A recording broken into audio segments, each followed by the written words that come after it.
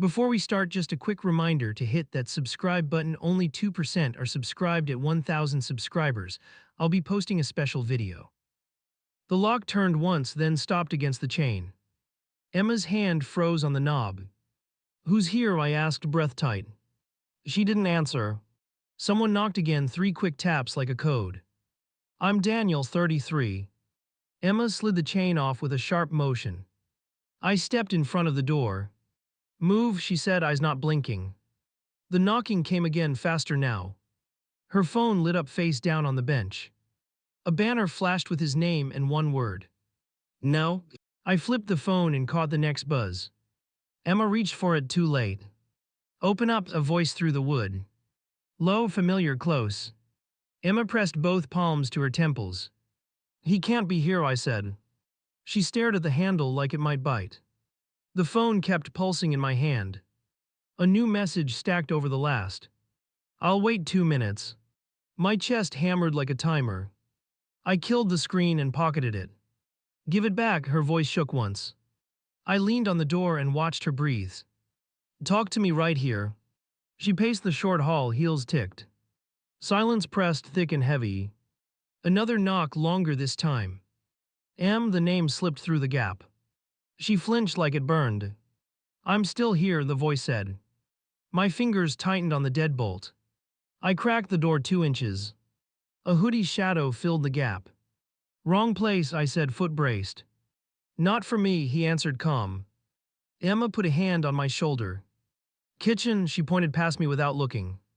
Her other hand trembled against the wall. "5 minutes," she said toward the door. A muffled okay drifted back. I closed the door and set the latch. We faced each other across the narrow space. She lifted one finger like a warning.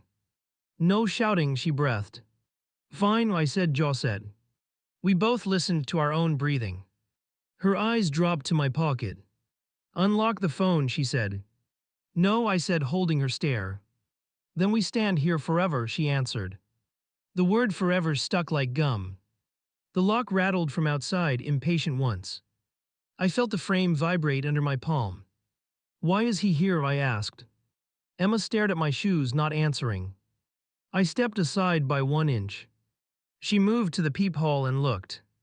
Her shoulders loosened by a hair. She whispered something I didn't catch. I heard the scrape of shoes on the mat. He was still there and restless. I thumbed the phone on again. Face ID failed 3 times in a row. Emma exhaled hard, then held still. "Try my code," she murmured. I waited 1 beat and nodded once. Numbers entered, screen opened clean. A thread sat pinned at the top. No hearts, no names, just a letter L. Last message read 1 syllable. "Home." I scrolled up 1 some length. A photo of a street corner at night. Her hand stole for the phone again. "No more," she said, reaching. I pulled back and the cord of us strained. The doorbell burst, long and insistent. A neighbor's voice floated from the hall. "You too good?" she asked, curious and bright. Emma called back yes, too quickly. I kept my mouth shut and waited. The neighbor's steps faded down the stairs. Silence settled hard after the noise. Emma rubbed her ring with her thumb. Her eyes stayed on the door, not me. I could hear him breathe through the wood. "Open or I will," she said, voice level. I didn't move. She took 1 step closer and held my look. "If you trust anything, open it," she added. Trust felt like a trap with fresh bait. I slid the chain free and turned the knob. The door swung in on slow hinges. He stood there with shoulders tense. 1 hand lifted, then dropped. Emma took a half step toward him. He crossed the threshold and reached for her, quick and sure. I slid between them and felt his breath on my cheek. "Back up," I said, keeping my feet planted. Emma brushed my arm aside with a sharp push. "Inside now," she told him, jaw locked tight. He shut the door with 2 fingers and scanned me once. 5 minutes, he said without blinking. Emma nodded and touched her wrist like it hurt. "Living room," I started, but she shook her head fast. "Kitchen," she answered, already moving like a plan. We stopped at the counter and no one sat. Liam leaned forward with elbows close to his ribs. "Your messages," I said, tapping my pocket once. Emma's eyes flicked to it like a magnet. "Read them," she said, voice steady but thin. I opened the thread and scrolled with careful thumbs. A pin dropped yesterday with a time and a little arrow. Another line read, "Bring the bag, no emojis and no names." Liam watched my face like a coach before a play. Emma folded her arms and waited for the blow. "What bag?" I asked, keeping my tone flat. She glanced at the pantry and then at the floor. "Mine," she said, fingers digging into her sleeves. "Not yours," Liam added, shoulders squaring like armor. My pulse tripped once and kept racing. "Show me," I said, pointing with my chin. Emma opened the door and pulled a small duffel out. She set it down and stepped Ed back like it might explode. I unzipped the side pocket and saw a folded paper. A room reservation with tonight's date stared back. Liam rubbed his neck and shifted his weight. "Nothing happened yet," Emma said with a harsh whisper. "Not for lack of trying," I answered, eyes on the slip. She flinched and reached to take it back. I held it just out of reach and breath slow. The doorbell jolted again, short and impatient this time. We all stared at the handle without moving an inch. "Ignore it," Liam muttered, eyes never leaving mine. My neighbor's voice floated through the wood and then faded. Silence fell in like a curtain with bad timing. Emma stepped closer and laid her palm on the bag. "No one sleeps there," she said, chin lifting an inch. "Then cancel it," I said, sliding the phone across. She typed with stiff hands and pressed send. A reply arrived instantly, "See you anyway." Liam winced and looked at Emma's hands. "Block that number," he said, tone low but urgent. She didn't move for 3 beats and then started tapping. "Done," she told him, eyes glossed with fury. My chest eased a fraction yet stayed hot. I pushed the reservation back toward her with one finger. "You set this up," I said, keeping the words blunt. Her lips parted and then closed, once and then again. Liam straightened and faced me without blinking. "We asked for space and she got none," he threw back. I pointed at the door and kept my voice even. "You leave or we drag police into this mess." His jaw worked while he considered the threat. Emma grabbed the duffel and hugged it tight. Liam nodded once and moved toward the hall slow. He stopped at the doorway and looked over his shoulder. "This ends today," he said, voice flat like concrete. Emma clutched the bag and stepped sideways away from me. I watched the latch click behind him and felt the room tilt. My phone buzzed again with a new alert. Another message flashed up from a different contact. Same time, different place, same short code at the end. Emma stared at it and didn't speak for a heartbeat. "I thought one was enough," she whispered with a shiver. I opened the new thread and waited for the next shoe. I called the new number on speaker and held my breath. "Use the back stairs," a calm voice answered at once. "Car in 3 minutes, code L." Emma shut her eyes and pressed her lips tight. I ended the call and looked at the door, waiting. "Back entrance," I said, pointing toward the hallway. She lifted the travel bag and hugged it close. "We are not sneaking anywhere," I told her. Her grip eased, then tightened again. "We go together," she said, chin up. I texted from her phone with 2 quick lines. "Change of spot, meet by the mailboxes." A reply arrived before I locked the screen. "Copy, 2 passengers, no delays." Emma stared at the word "to" like a cut. We moved down the stairs without touching the rail. Second floor landing, voices echoed from below. "Keep moving," I said, feet steady on concrete. She kept pace and avoided my eyes. Every step clicked like a countdown closer. The lobby door swung inward and blocked our path. A man in a cap held a small envelope up. "Pick up for M," he said, scanning our faces. Emma reached, then stopped short when I raised a hand. He waited with practiced patience and a tight jaw. "Show me," I said, palm open for the envelope. He glanced at Emma for a nod. She gave it, small and quick. Inside lay 2 hotel keycards and a printed voucher. I held them up and watched her flinch. The driver checked his watch and shifted weight. "Car is idling," he said, eyes on the door. "Not going," I answered, pocketing the plastic. His lips pressed together like a rule broke. He turned his shoulder as the entrance opened again. Liam stepped in and froze when he saw us. No hoodie now, just a hard stare and squared shoulders. He looked at the driver first, then at Emma.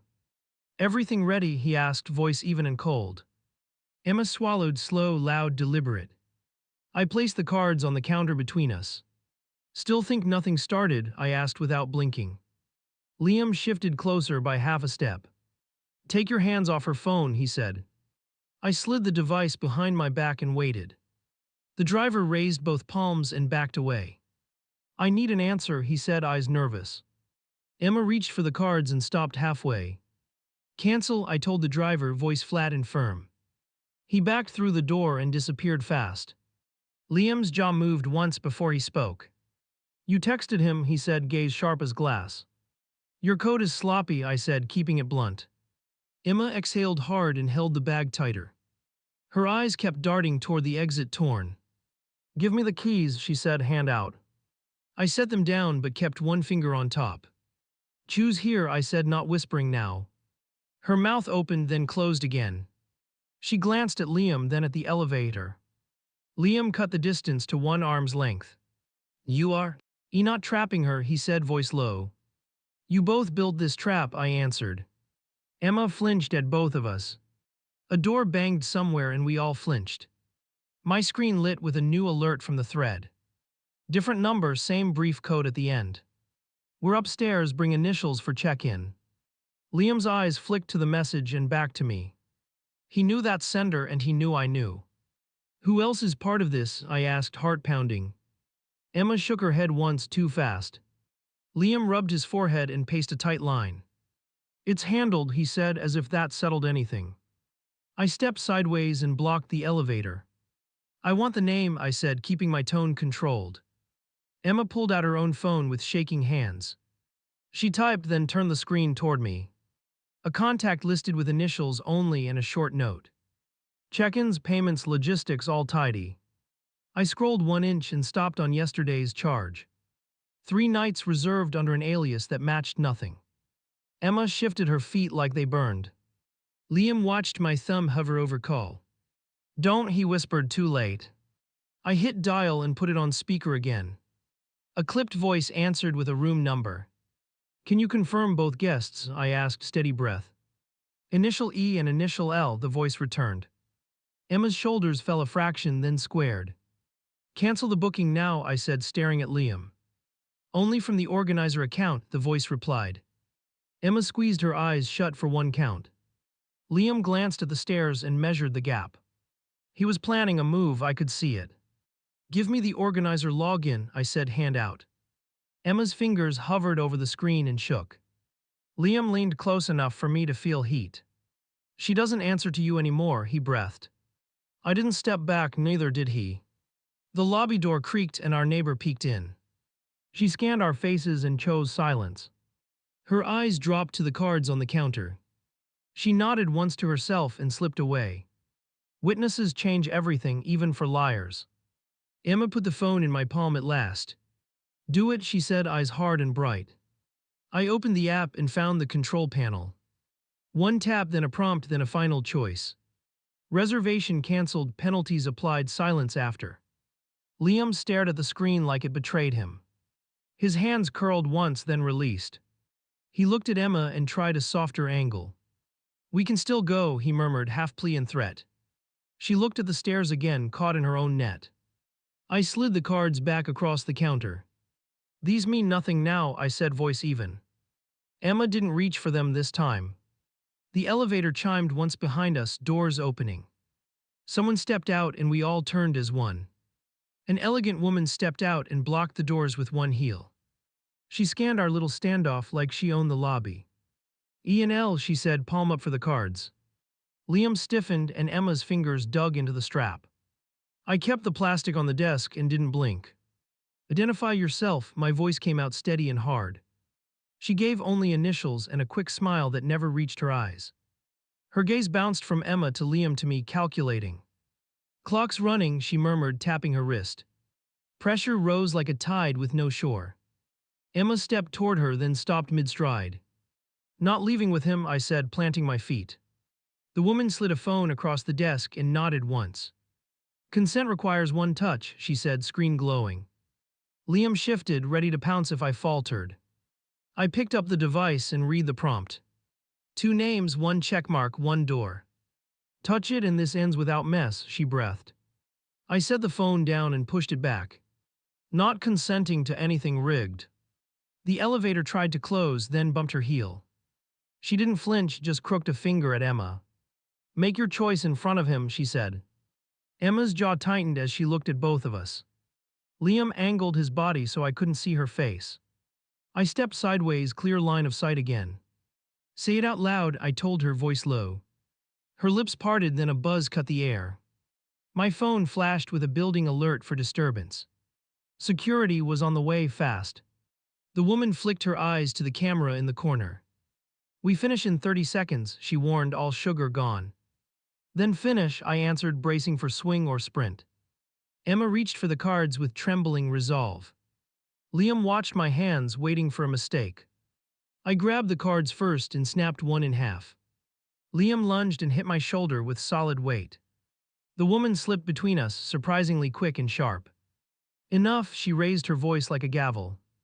Footsteps thundered on the stairs, closing in. 2 uniformed guards rounded the landing and froze on the scene. Hands visible when barked, palm raised. We all complied, breath loud in the sudden hush. The woman smiled like old friends and flashed a badge. Private contractor, de-escalation engaged, observe. Emma swallowed and wiped her mouth with the back of her hand. Tell them, I urged, eyes locked on hers. She looked at the broken plastic and then at Liam. I'm not going upstairs, she said, voice clear. The woman's jaw flexed once, mission slipping. Liam tried a softer route and opened his palms. Come with me now, he whispered, almost gentle. Emma's fingers twitched toward him, then stopped. She turned to the guards instead. I want him out of the building. The woman stepped in front of Liam like a shield. Client request supersedes prior arrangements, she announced. Liam's face cracked for one raw second. He pointed at me with a shake he couldn't hide. This isn't over, not even close. A guard placed a hand near Liam's elbow, firm, not rough. Exit is that way, the guard said, head tilting. Liam backed toward the door without taking eyes off Emma. He paused at the threshold and lifted his chin. She didn't move, not 1 inch. The woman gathered her phone and slid it into a pocket. New terms, she said to Emma, calm again. We can move the meeting to neutral ground. Emma's eyelids fluttered, then steadied. I'm staying here, talk by phone. The woman assessed the guards, then me, then Emma once more. Very well, she said, voice smooth but thinner now. She left a business card and headed for the street. I didn't touch it, and neither did Emma. The guards followed Liam out, door closing with a final click. Silence settled, hot, buzzing, relentless. Emma pressed both hands flat on the desk. We need rules, she said, breathing measured. First rule, I answered, meeting her eyes. No more handlers ever. Her gaze fell to the torn card half near my shoe. She towed it toward the trash and exhaled. Second rule, she said, voice rough and certain. We speak to families tonight on speaker. My pulse jumped, battle moving to a wider field. I slid my phone across and nodded once. You call first, I said, planting my stance. She stared at the screen, then hit a name. The line rang in sharp, accusing bursts. When it connected, her shoulders squared for impact. Speaker on, her mother answered mid-breath like she expected war. Are you together? Came fast across the line. Emma braced both hands on the counter and stared ahead. I'm with him here and I'm not going upstairs. Static hissed, then a careful pause that promised fallout. Good, Liam is waiting nearby, her mother pushed, unshaken. You know the plan, don't stall. My thumb hovered over end call and then held. You funded this? I asked, voice steady and sharp. A beat of silence, then a small, confident yes. From whose pocket? I pressed, eyes on Emma's grip. Her savings, the voice answered without shame. We advanced the deposit with her approval. My banking app buzzed like a fire alarm. A new debit flashed with the contractor's name. I opened the alert and locked the card in one tap. Emma flinched when she heard the chime. Undo that, she said, breath rough and urgent. Penalty hits you, she added, palm open for the phone. Use your account, I said, and her jaw worked. The line clicked and a deeper voice took over. Her father came in hot and certain. You're dragging this out, she's leaving tonight. I hit record and set the phone on the table. Say that again, I told him, eyes never leaving Emma. We hired movers for 8 in the morning, he barked. Keys collected at 10, don't interfere. Emma's shoulders lifted, then held like a brace. You moved appointments behind my back, I asked. Because you refused to act, he shot back unapologetic. Another buzz landed like a hammer in my palm. Browser autofill used for a second booking confirmation. My name on the invoice, my email on the receipt. I forced two-factor and killed every saved method. Emma watched the screen and swallowed hard. Stop locking things, she said, voice low but strained. I'm trying to leave clean, not explode everything. You used my identity, I answered, keeping control. We document now and we split with witnesses. The line crackled as her father muttered to someone else. A text popped from the building manager. Security report requires statements upstairs within 10 minutes. We were being timed by the address we shared. Up now, I said, grabbing the phone and pointing at the door. Emma nodded once and kept pace, tight, urgent, determined. The neighbor filmed as we passed the mailboxes again. Emma lifted a hand for space and kept walking. I didn't slow or pose for any lens. At our door, she halted and faced me straight on. One call to him, she asked, eyes fierce and wet. No private calls in this home, I answered without blinking. Then outside, she tried, already reaching for the handle. After you sign a statement, I said, blocking the way. She stared, then gave a clipped nod. Write it yourself, she said, shoulders squared faux. Lore impact. I drafted 3 lines and slid the phone across. I acknowledge a relationship with L that continues today. I agree to separate and cooperate with legal steps. I won't access joint funds without written consent. Emma read once, then typed her name with a shaking thumb. A new email landed before she handed the phone back. HR alert about an emergency contact update. Liam listed in my place on her employee profile. I laughed once, short and ugly, then steadied. Change it back now, I said, and the room tightened. Her fingers hovered over the screen and then moved. Done, she said, throat working and eyes on the floor. You inform your HR and landlord next, I told her. I inform mine and the bank, I added, setting the pace. She nodded, small, controlled, ready to fight later. Knuckles hammered our door, 3 official raps. I opened to 2 uniformed officers and clipped introductions. Noise complaint and disturbance, we need each of you alone. Emma looked at me, then lifted her chin.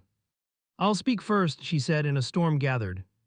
One officer turned to me with a quiet question. Any property misuse or threats to report right now? My mouth opened and then paused on the word fraud. I felt every consequence stacked behind that single choice. Do I file today? I asked, and he waited. I'll file now, my voice landed before doubt could grow. The officer clicked his pen and nodded once. Start with transactions and bookings, he instructed, steady and dry. Emma folded her arms tight and stared past me. I opened my banking app and pulled the alerts ready. He recorded the times and names with careful patience. Any coercion or impersonation, he asked, eyes on me. My email used without consent for lodging, I answered. Emergency contact changed without approval, I added, breath level. He typed while the hallway hummed with restless footsteps. Your turn, the other officer told Emma, calm and direct. She held the counter like it might anchor her. I arranged a move tomorrow, she stated, voice firm. I asked for a separate check-in earlier today. Her gaze cut toward the discarded card halves flaring. Do you fear harm? The officer asked her first. No, she replied, barely louder than a whisper. Do you fear retaliation? He continued, same even tone. She glanced at me and shook her head slowly. The officer noted it and capped his pen, deliberate. Here are incident numbers, the first one said. You two keep contact to logistics only, he added.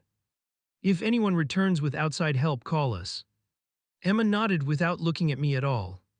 Their boots faded down the stairwell, blessed distance. We stood alone with the noise crawling back. You wanted this reported, she said, jaw set. I wanted the lying to stop, I answered, steady. We still need to choose tonight, she replied. She wiped her palms and reached for the door, braced. 2 options, I said, lifting the phone like proof. We split rooms here and talk in the morning. Or I go pack essential clothes and leave tonight. Her throat moved and she stared at the floor. Leave, she said, almost soundless, almost relieved. Then we agree on rules before I walk. I placed a pad on the counter and wrote, "No guests here while I remove my things. All joint payments frozen until we sign. Every message through email only, timestamps required." She read the lines and added one more. "No surprise visits to my office or family." I met her eyes and nodded once. "Send those to me now," she said, hand out. I snapped a photo and hit send, done. Her phone lit with my message and another alert. Unknown number tried to FaceTime twice in a row. Emma's thumb hovered and then withdrew fast. "He waits outside," she breathed, barely moving. "Good," I said, and I meant it. I opened the door and stepped into the hall. Liam stood by the stairwell with arms folded. He raised his chin like a dare and waited. "You have your answer," I told him, voice flat. "I'm leaving the apartment tonight, alone." He scanned my face for any hidden angle. "She comes with me after you go," he said. Emma appeared behind me and held the frame. "I will not go anywhere tonight," she said. Liam blinked once at that, surprised. "Tomorrow then," he muttered, eyes narrowing hard. "Tomorrow is not your appointment," I replied. "Tomorrow is lawyers and inventory," I continued. He scoffed, then checked something on his screen. "Movers still arrive," he said, almost proud. "Movers wait until we both consent," I countered. "Anything removed without agreement becomes evidence." His shoulders sank a fraction while he processed. Emma watched him, mouth tight and unreadable. He pocketed his phone and started for the exit. "Keys," I called after him without raising my voice. He looked back, confused and irritated. "You do not hold copies to our door," I said. He shrugged like it was beneath comment and turned away. The stairwell swallowed him, echo and all. Inside again, I pulled 2 suitcases from the closet. I filled them with basic clothes and a charger. No keepsakes, no photos, no old letters. Only what would keep my life running clean. Emma watched the zippers close, silent and rigid. "Where will you sleep?" she asked, eyes on the floor. "Hotel with my name on it only," I answered. "No secret codes, no handlers, no rides." She nodded and pressed her lips into a hard line. "Send the address for paperwork delivery," she added. I booked a room while she stared at the wall. Confirmation came back within seconds, no tricks this time. I forwarded the details to her email and mine. "Documented," I said and slid the phone away. She traced the edge of the counter, restless. "Call your parents now," I told her, no softness left. She dialed on speaker and waited through one ring. "We're done for tonight," she announced before anyone breathed. "No hotel, no meeting, no more money." A harsh inhale crackled through the line, insulted. "You are making a mistake," her mother snapped fast. "Then mark the date," I answered, keeping my cadence slow. "Mark the time and keep the threats for yourself." The call ended without a goodbye or apology.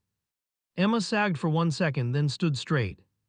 "Pack a bag for tomorrow," I said, voice calm. "Only work clothes and toiletries, nothing else." She nodded and moved to the bedroom doorway. Her steps paused like a skip in a song. "Do you hate me?" she asked, not turning. "I don't waste heat on that," I answered. "I save it for decisions and signatures." She leaned on the frame and swallowed hard. "I wanted a clean cut," she whispered. "Cuts always bleed," I said and zipped the second case. My phone chimed with a calendar pop-up from the bank.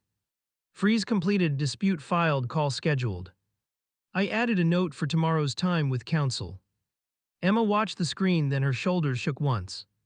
She crushed it down and lifted her chin, unflinching. The neighbor's camera light blinked in the hall again.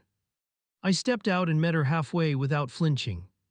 "Please store that video securely," I told her. "Happy to share with both sides," she replied. "Send a link tonight," I said, and she nodded. Back inside, I set both cases by the door. "Anything else you need me to sign?" I asked. Emma brought the written statement from earlier and a pen. She added the mover clause and a simple boundary. "No late-night visits from Liam at any time." I initialed each line and dated the bottom. She initialed beside mine without hesitation. We both stared at the page like it could breathe. "Photograph it," I said, tapping the margin. She snapped a clear shot and emailed it, record made. Her phone buzzed again with a text from Liam. 2 words status update. She typed 3 letters and hit send. Busy. She set the device face down like it might jump. Alone till morning, I reminded her, pointing to the clock. She nodded once and crossed her arms again. We exchange keys tomorrow at the office, I said. No door changes until then, I added. Agreed, she answered, voice steady and clipped. I pulled the ring from my finger and looked at it. It felt heavier than it ever had. I placed it beside the incident number sheet. Emma's eyes tracked it and then darted away. Her hands gripped the counter like it might buckle. Last thing, I said, raising my gaze to hers. No more lies about feelings in front of any audience. If you love him, use that word without code. She inhaled sharply and held it for a long beat. I love him, she said, each syllable clean. The room changed shape around that line. Not louder, not softer, just different. I picked up the cases and the printed incident slip. Then we finish this fast, I said. She nodded again, eyes red but dry, contained. I stepped into the hall and pulled the door almost shut. Call me only for logistics, I reminded her. Same to you, she replied, voice flat and bare. Through the crack, I saw her turn off the ringer. I closed the door and listened to the latch catch. Down the stairs, my phone pulsed with fresh replies. The hotel sent a welcome, the bank added a case number. The neighbor shared a secure link in a short text. I saved everything and kept moving without looking back. Each step landed like an answer I could live with. Outside, the night pressed in with traffic and distant voices. A rideshare rolled up the curb and idled. I loaded the cases and checked the door once more. On the 3rd floor, a window opened and then closed. No silhouette lingered, no wave, just the faint thud. The driver asked for my name and I confirmed. We pulled into the street and joined the flow. My phone rested face down in my palm. I breathed, then opened a new note titled Monday. Lawyer inventory locks, clean exit with proof. We passed the corner where the earlier pickup waited. Empty now, no courier, no lookout crew. The car turned and the building vanished behind signs. I watched the reflection of my face in the glass. A stranger looked back and didn't blink.